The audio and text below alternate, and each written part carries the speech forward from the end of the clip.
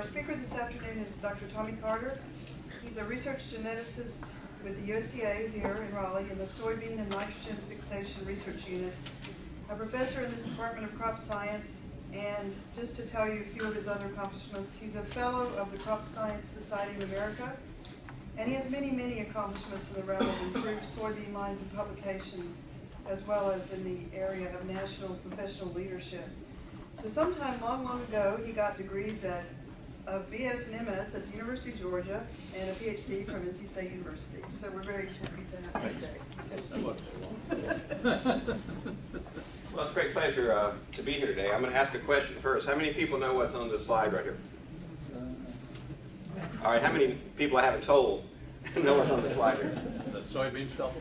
This is actually a bale of soybean hay. You know, soybean was really changed from a hay crop completely to a seed crop about 1953, and I've been in North Carolina since '77. That's the first bale of soybean hay I've ever seen. I took that last week down at Carthage. So,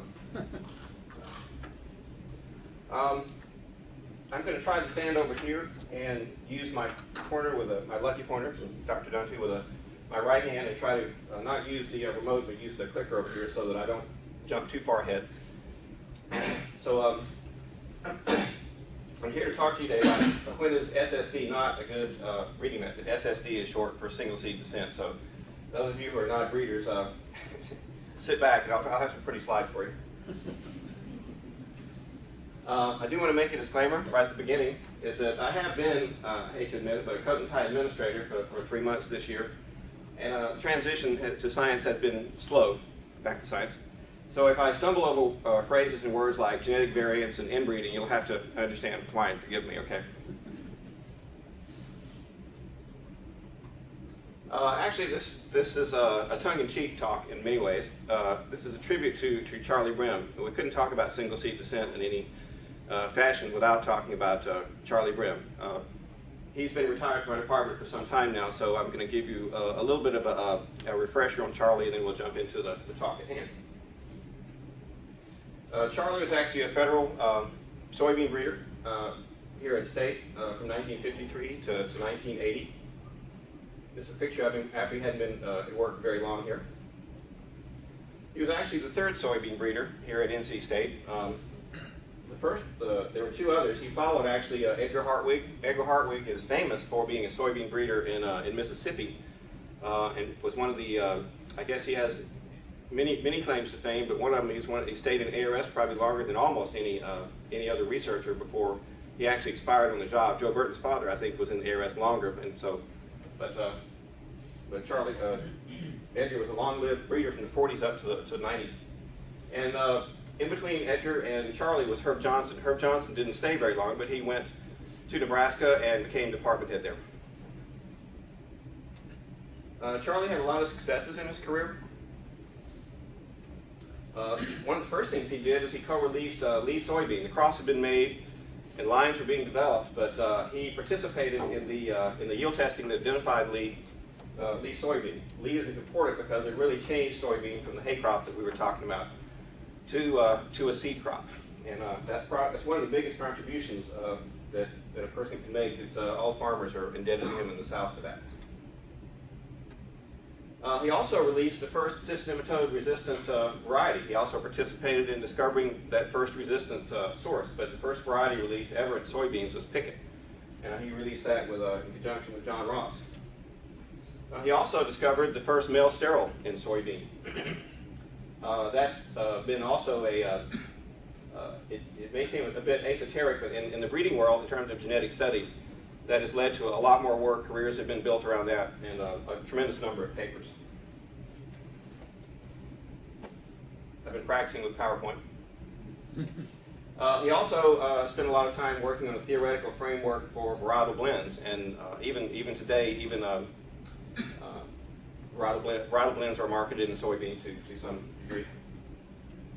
Another thing he did was launch recurrent selection in soybean. You know, recurrent selection is a corn breeding method, basically, and what he tried to do was to adapt corn breeding methods to soybean to improve seed, and even today, seed composition. Even today, Andrea Cardinal, Ralph Dewey, Joe Burton are doing molecular studies that are built on that breeding recurrent selection study. And actually, his interest in the male sterile was that he really, and I'll come back to this, but he never was really happy with not being a corn breeder.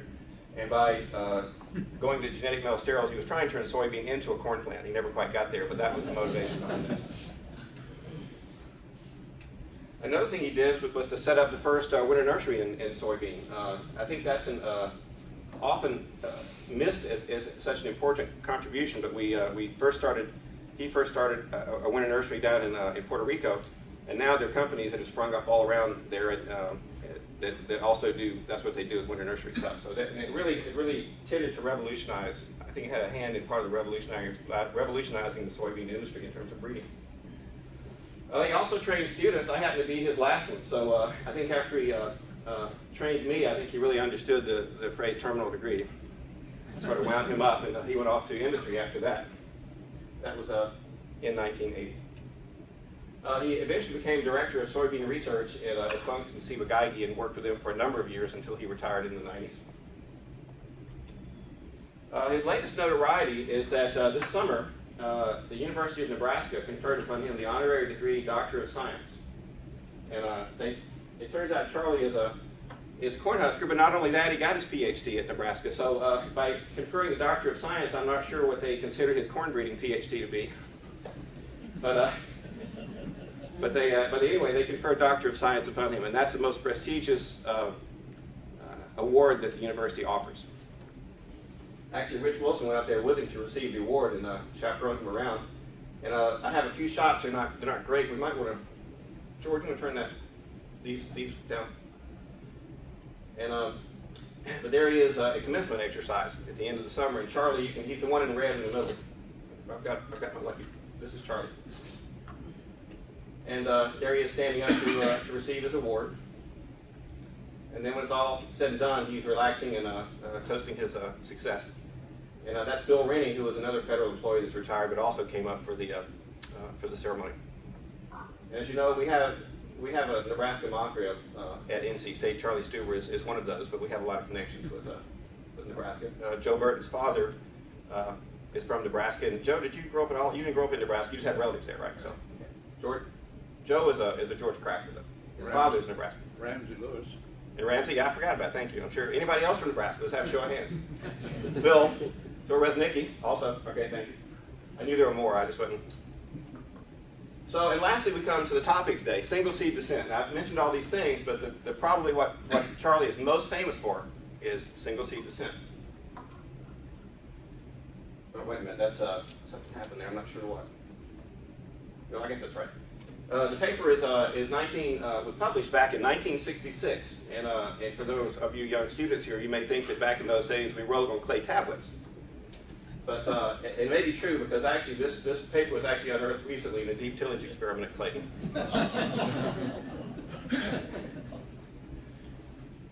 And so maybe we ought to talk a little bit about what is single seed descent. It's actually quite a simple breeding method when you get down to it. It was a simple paper. It was only 1 page long, and it's been a highly cited paper. I'll get to that. But it's a methods paper. So those of you who count hits and citations and that kind of thing, methods papers are always cited more than anything else. And Charlie's paper is a methods paper. It really did have a profound effect on breeders. And it's probably the greatest legacy, I think, arguably anyway, of the Clark Cockerham dynasty at NCSU, which was NC State's really known for quantitative genetics. And as far as practical applications, I would argue that Charlie's coming up with this method was the best application. Steve Benzinger, who is another Nebraskan, he's Nebraska small grains breeder, still there. In his address at the 2005 Crop Science Society of America Golden Anniversary at the meetings, this is what he had to say about Charlie's 1966 paper. It set the stage for single seed descent, one of the 2 major changes in breeding methods that have occurred over the past 50 years. It was quite a tribute at our national meetings. Anybody take a stab at what the other one was? Anybody? Huh? Selection. Well, it probably precedes 50 years, but what Benzinger was saying was a double haploids, I think so. So I decided to look at single seed descent and see who was citing this paper, this whole paper. I didn't go back and look up Brim's paper, but it's been out so long, a lot of people will cite the papers that cited the papers that cited Charlie. So I Googled single seed descent, which is a phrase that Charlie coined in his original paper. And I found there were 3,370 papers that have been cited since about I think it goes back to about 75, maybe slightly before 1975. So that many papers. And looking at the distribution on those papers, soybean had 1,730, wheat was 1,200, even maize had 1,700. That's an outcrop. So usually single seed descent, you initially think of it as for self-pollinated species. Of course, sometimes more than one crop was cited, so these add up to more than 3,070, but in total there were 3,070. More than 30 species were cited in this group. Some of the others were grass pea, rice, capsicum, chickpea. They get more esoteric: papaya, fava, monkey flowers. I don't even know what monkey flowers are, but they use single seed descent. And not only that, but here's a surprise: Arabidopsis had 1,190 citations. Why do you think Arabidopsis would have this is like a classroom, right? Because this is an old subject. Why do you think Arabidopsis got cited so many times? Anybody want to yell out an answer? QTL mapping. It turns out the single seed descent, although originally proposed as a breeding method, is the stock and trade of QTL mapping, even for an important crop like Arabidopsis. And here's another interesting trend. This is another formulation of the Indian scholar data, but here's where the paper was first written, and then look at the astronomical increase, so to speak. That's about where QTL mapping came in. So it was a great trend there that a breeding method that was sort of esoteric unto ourselves is now widespread because it has this application. Well, I've really been talking about how great Charlie is. I've been talking about how great single seed descent is. But the title of my talk is what? When is it not a good breeding method? So what could be wrong with single seed descent?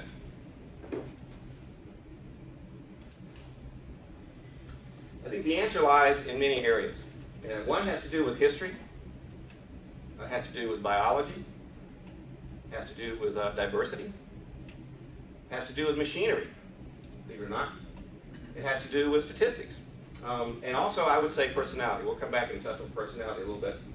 Why don't we try to get a handle on why it's not good by saying why it is good? What was Charlie thinking about when he came up with it?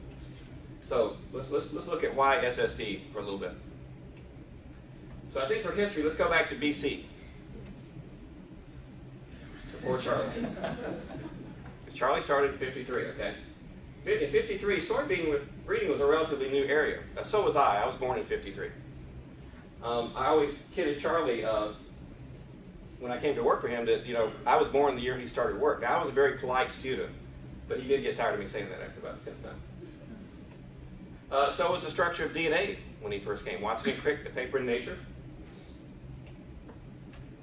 The modern synthesis had just been completed in the 40s. Now, I want a quick show of hands. Who knows what modern synthesis is? If you know, raise your hand. All right, all you graduate students, you have some more digging to do.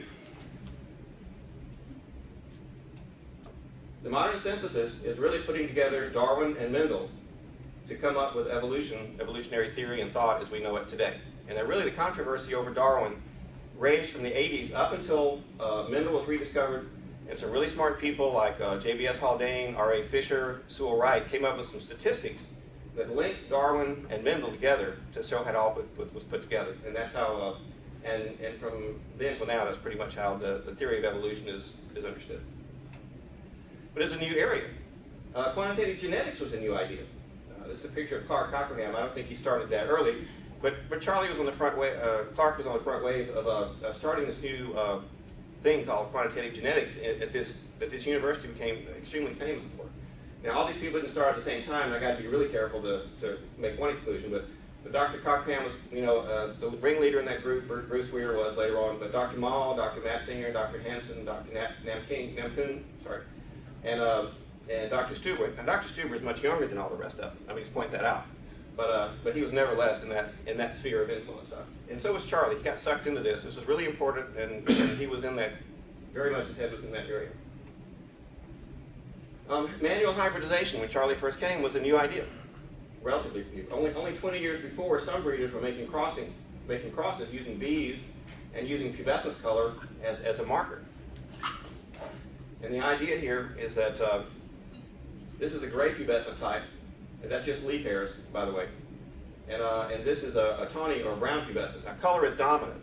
So the idea is that there's only 1% outcrossing, but the bees could take the pollen occasionally and go from take the pollen from a brown one to a gray one, and then from that you could get a population to study. So I know this is kind of low there. I didn't think about it. I should have kept my slides a little bit higher. But so you know that's how recent it was. People were doing that only 20 years sooner. Edgar Hartwig, Mr. Soybean, when he was here in the 40s, he actually was teaching other breeders how to cross here at NC State in the 40s. And so like you might go to a SNP lab and learn something, or an SSR marker lab and learn something, people coming here learn how to cross soybeans, right, in that decade before Charlie arrived. Let's talk a little bit then about the primary plant material in the 1940s. Mostly people were crossing with PIs and their immediate progeny. Now those were, PIs have a lot of problems in soybean. They shatter at maturity, they lodge a lot, they have leaf diseases, the seed are the wrong color, sometimes that color gets into the oil. So there was a lot of problems there, but visual problems is what I'm trying to get at. The basic breeding method back in the 40s was pedigree, and that's when you start with a lot of F2s, and then you wind up with not too many of those F2s represented once you get through several generations of inbreeding.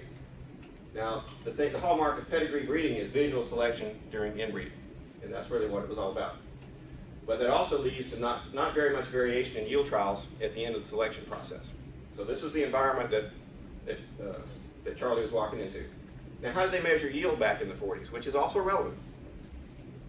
There weren't any combines, so they used threshers up until the 1960s. So this is a Swanson thresher that this style was invented and developed back in the late 40s and early 50s. This is actually, we use them today. These are actually shots from our program. And this is Dr. Cardinal using a Swanson as well. So we still have their reasons to use them. And with those, if you're doing yield plots, you can do about 100 yield plots a day with a crew of 6 people, because you have to cut the plants down, carry them to the thresher, and run them through the thresher. You know where the combine came from. What that meant that back in the 40s, yield testing was very limited. And it was limited because the machinery just wasn't there. And that's the real reason that pedigree selection was so important, because since they couldn't measure yield, they tried to indirectly affect yield as much as they could by visual selection. By contrast, today our USDA soybean breeding program, we harvest about 20,000 plots a year. So that's how the universe has changed. So Charlie entered into that world. And he never really made the conversion from corn, in my view. He was a corn breeder that came down, he got his degree with Dr. Longquist in Nebraska, and he really never stopped being a corn breeder at heart. He was very uncomfortable with visual selection in soybean. That's what Dr. Hartwig had been doing forever, and actually he did that his whole career. But I think Charlie was pretty uncomfortable that there was nothing like an ear of corn on a soybean plant. He just really wasn't sure how to select visually. And I'm not making that up. He did tell me that he was always very uncomfortable with visual selection. And another reason is because visual selection had already been underway for a decade or more, and it already had a lot of its impact. Obvious leaf diseases, obvious shattering, obvious lodging, things that people could see were already starting to get rid of by visual selection. But so as Charlie came in, and these machines started to come in, and quantitative genetics came in, and he had a lot to think about, and he was very frustrated as being a visual breeder. The times were changing, and the 60s brought not only new combines, but the beetles. It's sort of odd for me to think that the combines came in the same time as the beetles did in 1964. That's pretty weird, but that's about right. And there was a new ways of thinking about things in the 60s, and I think that was true not only in the cultural arena, but in the scientific arena. So the combine really allowed Charlie to abandon visual selection. That's where the transition occurred. His paper was in '66. SSD really was offered as really the opposite of visual selection. And it embraced the view that breeding is a numbers game. That was Charlie's big view. How many of you have heard that breeding is a numbers game? All right, well, Charlie was a major proponent of that. So, and SSD is what really is the proof in the pudding. Well, okay, we've avoided it, but I guess we need to talk a little bit about what single seed descent really is. This is another schematic, kind of like the one I showed you before. But in this case, when you pick one seed from each plant, and you inbreed each generation naturally because it's self-pollinating.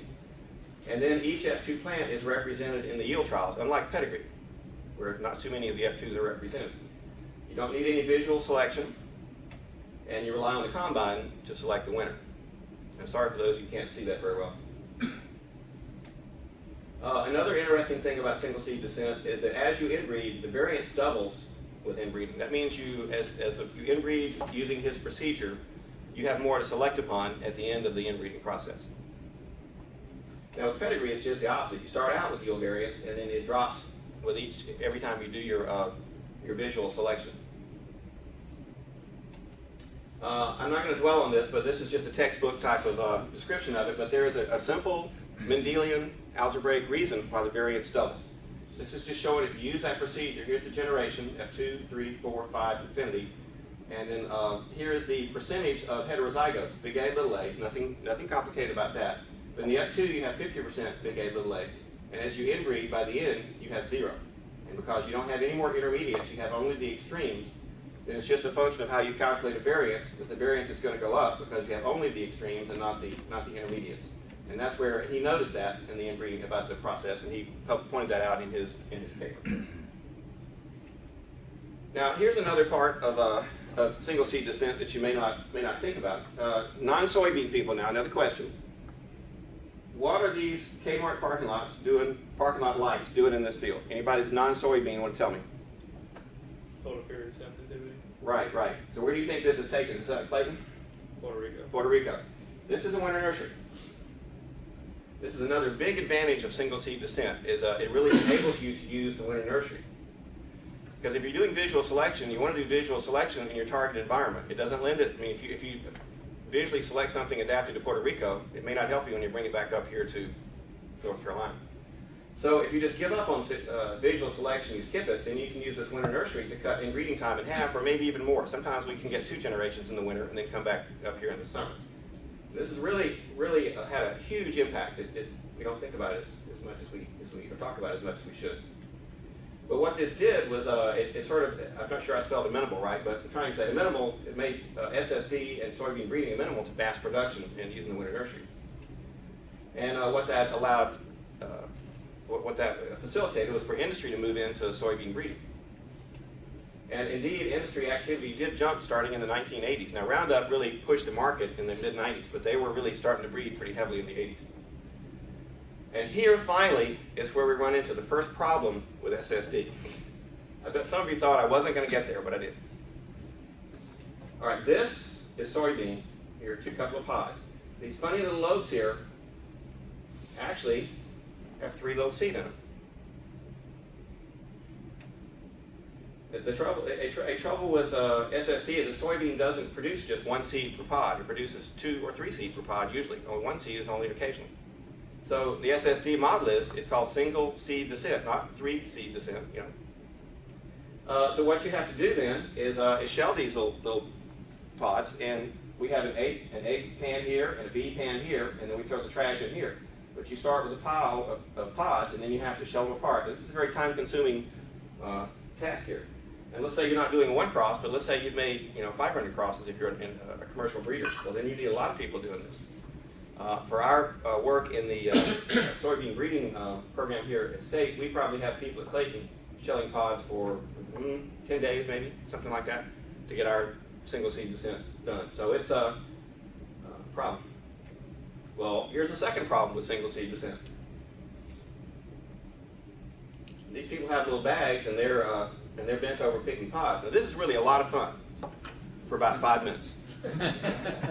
Then your back starts hurting, and you wonder, why in the heck are you doing this? And so we have to try to get large crews out there and not work them too long, because people complain. When you get tired, you don't do a good job of picking. But they're trying to pick 1 pod off of each and every plant.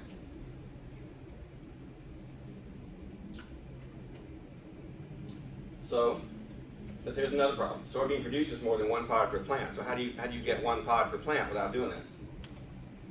It's really too expensive for companies to do it that way. They can't keep the large staff on hand to cover this. So there's a real incentive to try to automate this process. So that's how the modified single seed descent was born. That's what the companies started calling it. So what we want to do is get rid of this and replace it. In fact, what they wound up doing was replacing it with a combine. And what they do is harvest several pods per plant. And what they'll do is come in and maybe lift the header up, and they'll cut the row down to the middle of the plant. Then they'll come back and try to harvest maybe this much out of the plant after that. So they don't get just one seed or just one pod, but they may only get 5 seed or 6 seed or 7 seed or 9 seed per plant. So that's what they started going to. Now that's not single seed descent anymore, you know, and that may be a really significant departure. How significant is that? So what are the consequences of not picking one seed, but picking maybe 5, 10, 15 seed? Well, there's a paper that came out in Crop Science, and you can read the title here, The Effective Number of Seed Bulk and Population Size on basically SST. And they went through some probability to try to get at this question. Now, they developed a lot of tables and looked at it from several angles. But the bottom line is that if you take several seed per pod, several seed per F2 plant, and you keep doing that as you inbreed several generations, the consequences are basically disastrous. It could really hurt your program a lot. But if you take several seed per F2 plant, but don't do it anymore, just the one time, then it's really not that disastrous. You probably can compensate reasonably enough by just growing more plants in the later generations. And it turns out that many companies are testing F3 derived lines, not F4, F5, F6, or F7 derived lines. In Charlie's day and Edgar's day, they were developing F7 derived lines, but these are where they, after they pull some plants off the F2s, they grow up an F3 plant. That F3 plant becomes a progeny row. That progeny row may become a variety. So that's how they got around it. They take the shortcut, but they only do it once. So industry adapted single seed descent for these elite crosses, and then they moved forward. So what about the next problem? Well, here's the next problem. Corn blight. Now I know you're thinking, now what in the heck has corn blight got to do with soybean breeding? And I'm kind of restricting my comments to soybean breeding here, although there's applications far beyond. Well, the reason is that the National Academy of Science started raising alarm bells about genetic diversity. Now, believe it or not, soybean breeders had hardly ever even thought much about genetic diversity before the corn blight hit. And I really started thinking about it in the 80s after I got on the job. On campus, there were 2 faculty that made a big impression on me regarding the importance of this issue. And unfortunately, I don't think either one of them are here today. I'll have to send them a nasty email later. Maybe I'll send them their picture. But Major Goodman and Paul Murphy were the 2 that really got me thinking more seriously about this. Major has been a proponent forever about the importance of diversity and saving the germplasm, corn germplasm collections. I think many of you know that story. Paul was able to adapt a program developed by one of his colleagues at NC State, Iowa State, a fellow graduate student, and start actually looking at pedigree calculations, how related or unrelated varieties were by pedigree, and so we were able to use this program and get started on that. That did change my career goals, and now, whereas Charlie was using mostly elite by elite crosses when he left, my program is mostly PI by adapted or one generation removed from that. So in my program, I've essentially gone back to the 40s, whereas the commercial breeders are moving ahead. So we used the pedigree program that we could get from Paul to look at the ancestral base of soybean. It turns out that 7 genotypes contributed 70% of the alleles in the soybean breeding in North America. And so you could ask the question, that's a bit narrow, don't you think? Most anybody intuitively would say that's not good. And it turns out that the variety Lee I mentioned, the F2 plant from which Lee came, contributes 43% of the alleles in the southern germplasm. So one F2 plant contributes 43% of the genes in southern soybean breeding. If that's not an indication that you've got a narrow base, then there's nothing is. In contrast, though, despite how uniform, relatively speaking, the breeding populations are, the soybean germplasm collection is quite diverse. We have almost 20,000 accessions. And the collection has generated really a lot of interest. It turns out, not just because of this genetic vulnerability aspect. I mean, this narrow base, that's the first thing that you get concerned about, is that some new disease like the corn blight could move in and wipe out soybean breeding. Oh, is that rust? Anybody heard of Asian soybean rust? There's no resistance in U.S. soybean for Asian soybean rust. No full resistance. So it turns out it hasn't made it up here, but Jim Dunphy and Steve Koenig and others are watching that to guide the farmers.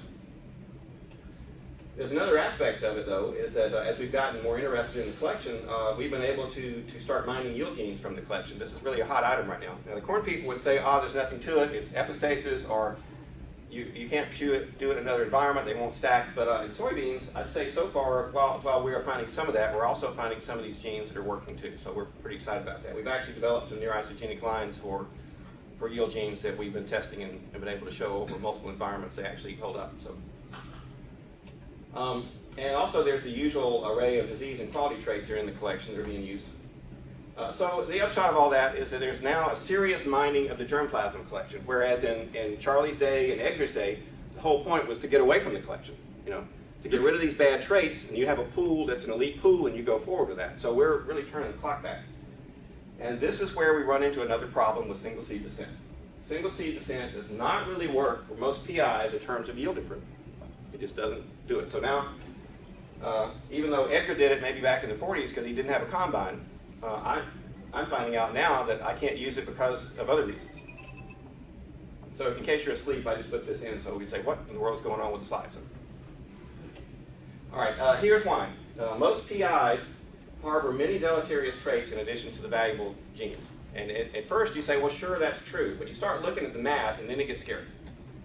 There are, in quite a few PIs, there are 4 genes for shattering compared to what we've got in our adapted. Maybe 2 genes for disease susceptibility you've got to deal with. Probably at least 1 gene for lodging.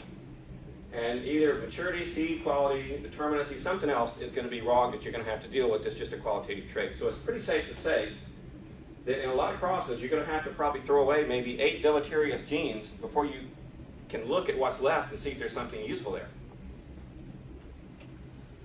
Well, if you do the algebra on single seed descent, if you have to throw away that many, and then you want to have 100 lines left over to do yield trials on, you do the algebra on that, it turns out you need about 25,000 F2 plants to start with. And I think that it's true that no program has the resources to do all these crosses if you're going to work with PIs to start with 25,000 F2s because nobody can pick the pods, you just couldn't manage it. So we have to look for alternatives. Does anybody buy that? Does anybody question that?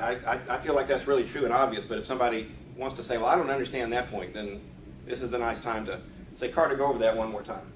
Any takers? All right, I'm assuming that you're buying that when you go back to your office and you check your algebra, you're going to see that right. So check my algebra.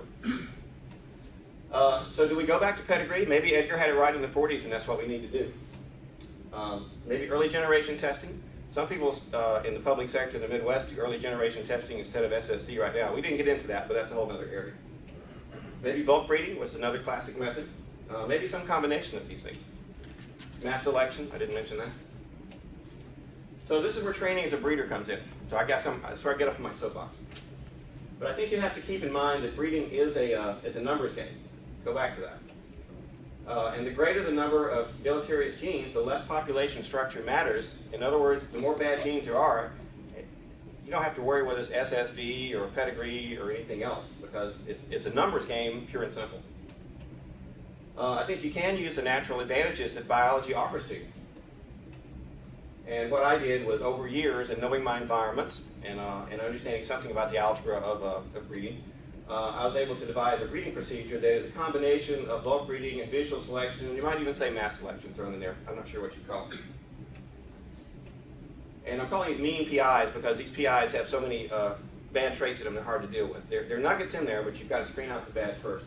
So what we do is we grow an F2 population of 5,000 to 15,000 plants at a site where leaf diseases are present and the seed quality is poor because those are things that PIs suffer from.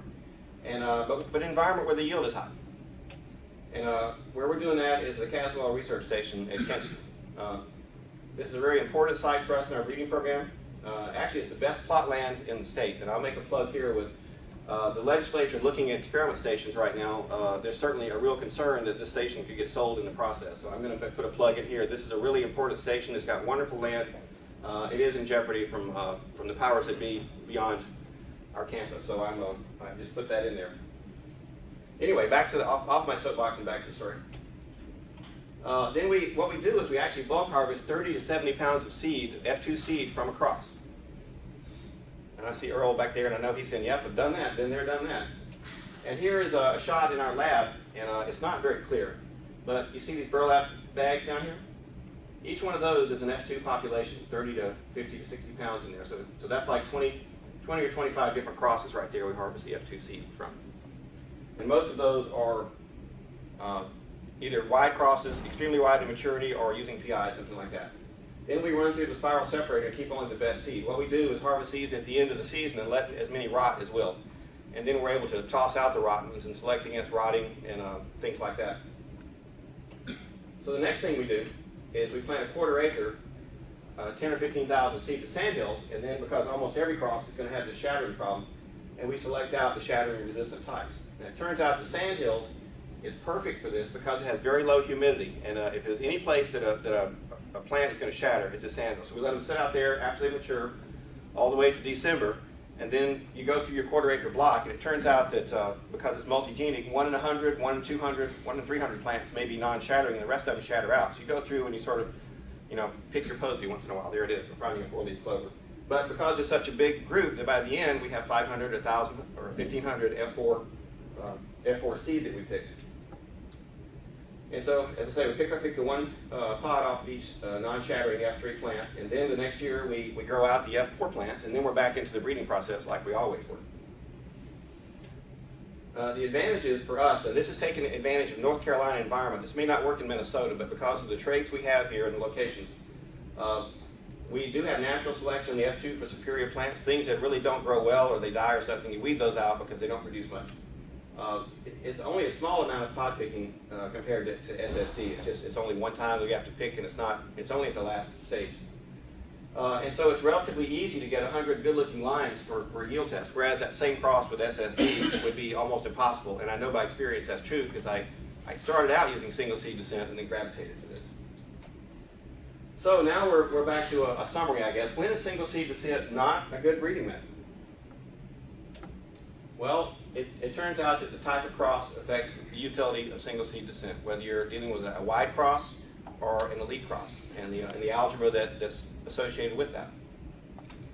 Another thing is the biology effects of single seed descent. It's not easy to get one seed. You have to figure out how you're going to do that. The other thing is machinery affects SSD. If your trait is hard to measure in your crop, then the SSD may not be a good breeding method for that trait. And then the other thing is personality affects SSD. Charlie was never comfortable with visual selection. He's really a corn breeder at heart, and if you look at his career, recurrent selection, everything he did was to try to turn soybean into a corn plant. He never quite achieved that, but he still loved corn. And so part of his inclination to go away from visual selection was because he wasn't a soybean person in the beginning. So it's a cautionary tale, I would say, that breeding is not cookbook after all. We have a real tendency to say, well, for this situation, you use this, you use that, just go read a book, and it's done. Actually, when you're faced with a new situation, it's not cookbook anymore. I think it's really true that one size does not fit all when it comes to breeding. I think you have to use your breeding skill to tailor your breeding strategy to the particular situation that you have in hand. And one thing that breeders sometimes fail to grasp is the situation changes. I've seen somebody working with PIs that had a breeding method that worked when they first started using PIs, but then as they got 2 generations away from PIs and it started to look like elite material, they still used the same breeding methods that they did when they were doing PIs. And now they should have switched. If they looked at the algebra, they'd have stopped doing what they were doing previously, and they'd gone to something like single seed descent or something else. So what works in 1 or 2 generations may not work later, so you have to be careful about that too. I think this is really a perfect example of why it's important to train plant breeders.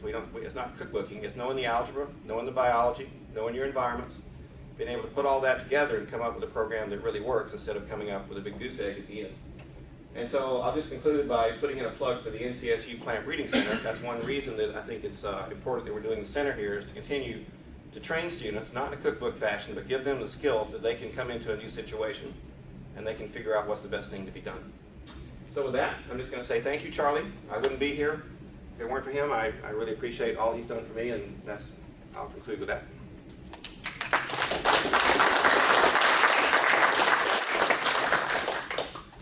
Any questions? I forgot to tell you my joke. But now I'll hold it because it's just too late now.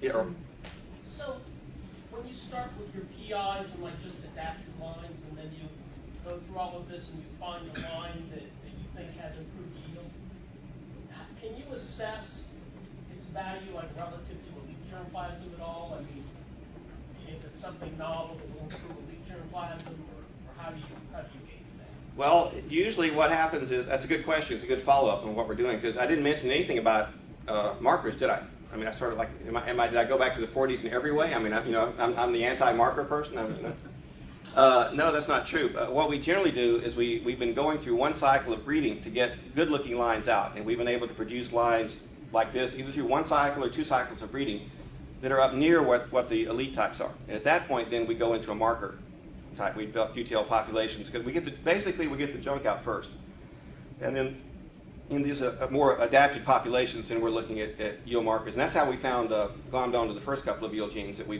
found, and we were able to. We had one line in the QTL population that was still segregating for both markers, and so we were able to take one breeding line and develop near isogenic lines out of that. We could have only done that with markers. I mean, there's no way you could develop near isogenic lines for yield, I think, easily without markers, unless you backcross a lot of generations, and that's not very conducive to careers. But we do a lot with markers, but this is sort of the pre-breeding, the jump-off point to get it up to where it'll fit into the marker strain. We've actually done max by Soja crosses like that too, and that's really the extreme case. But where I mentioned that we grew out, like we harvest 10 or 15,000 F2 plants. In that case, we harvested our bushel, and then we grew out 8 acres, and we selected plants out of 8 acres that actually stood up and looked like soybeans. So, and now we're going to use that to go back into a QTL mapping program. That's a good question. I know we're integrating everything. We're using everything we can. We're just trying to be smart about it. Using markers on these straight PI crosses is something close to a waste. For yield, anyway. Other questions? Maybe especially from some of the young plant breeders in training? Yeah, I'm afraid I don't know as many of you as I would like to. I apologize for that. Well, if not, we'll just assume you were incredibly clear. Thank you very much.